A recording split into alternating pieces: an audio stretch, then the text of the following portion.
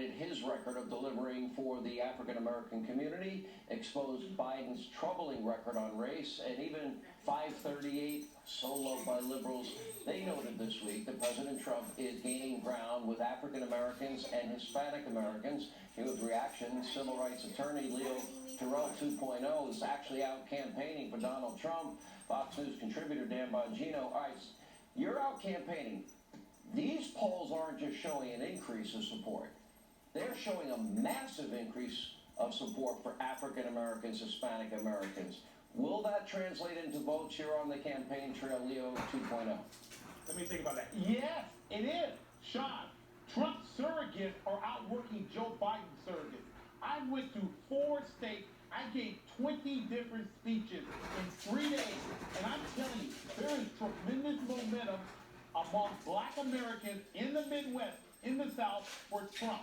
Trump's going to get the highest number of black voters, male voters, voters overall than any other Republican. I'll tell you why. Because he has a platinum plan. He has a program that is going to infuse cash capital into black businesses. He's already done a lot. The bottom line is Joe Biden has done nothing. And I guarantee you, black America sees that. And I'm telling you, being on the ground, there is tremendous enthusiasm for Donald J. Trump. I love being on the campaign trail, campaigning for Trump. The people are fantastic.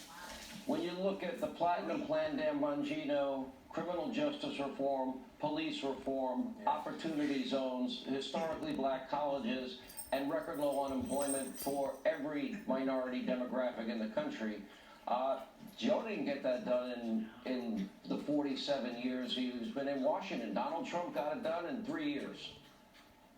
Yeah, Sean, and I'll say prior to Donald Trump, you know, a lot of members of the Republican Party did us a real disservice, I'm sorry to say it, by ignoring the black community. Listen, I campaigned for office in a state that has a large black population, Maryland.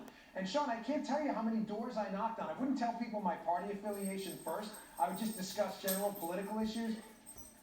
They're conservative. A lot. I mean, I'm not speaking for the entire black community, obviously, but you'd be stunned how many. And then you say you're a Republican, and they believe a lot of the media hype, a lot of the black voters I had spoken to, and then the conversation would change a little bit. But their values are largely conservative: hard work, social values, church going, family.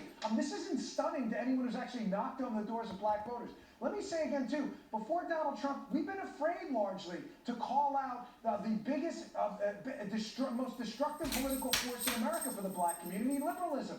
Baltimore used to be one of the wealthiest black cities in the entire country. It's now one of the poorest since Republicans have been monopolistically pushed out by the Democrats over there. I mean, there's no excuse for this, Sean. And one more thing. I had from the Trafalgar Group, Robert Cahaley, who you had on your show, on my show. You brought up a fascinating point.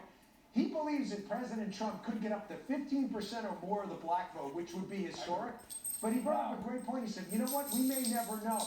Because in the exit polls, there's such pressure in the black community, which Leo could probably attest to not say you're supporting Trump, that the exit polls may never say.